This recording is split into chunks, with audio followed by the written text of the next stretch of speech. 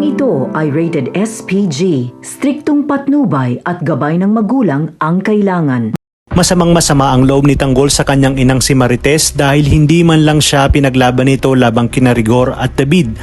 Nagawa pa siyang paalisin mismo ni Tess para hindi na lumaki ang gulo.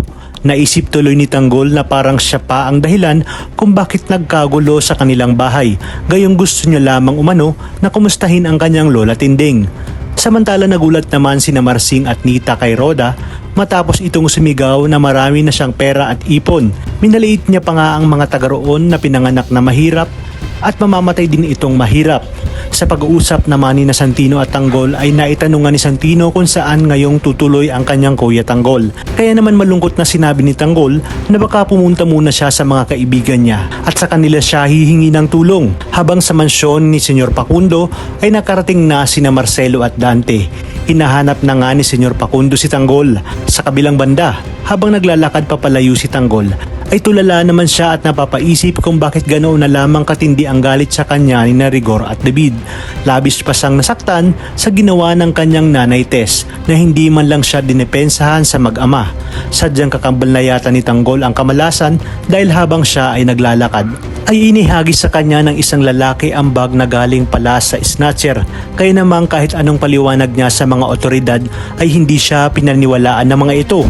Kung kaya't sinabi niya sa kanyang sarili na hindi na siya magpapahuli at babalik muli sa bilangguan. Mabilis naman ang karma kay Roda dahil ang bag palang inihagis kay Tanggol ay ang lahat ng perang naipon nito. Wala nang ang ibang naisip na puntahan si Tanggol kundi si Bubbles. Mula sa malayo naman ay matamis at masayang ngiti ang bumungad sa kanya mula kay Bubbles. At sa paglipas ng mga araw ay natanggap na nga si Tanggol bilang janitor matapos makiusap si Bubbles kay Boss B. Sa una nga ay hindi pa tanggap ni Boss B si Tanggol dahil mukha umanong magiging karibal niya pa ito kay Bubbles. Ngunit nang dumating na ang sitwasyon kung saan hindi nakapagpigil si Tanggol dahil maging si Boss B ay inupakan ng mga customer na may dalang baril at nang hipo kay Bubbles. Gulat na gulat naman si Olga nang makita nito si Tanggol na kasama ang kanyang anak na si Bubbles. Kaya naman nakaisip siya ng paraan para makausap at makalapit kay Bubbles at Tanggol.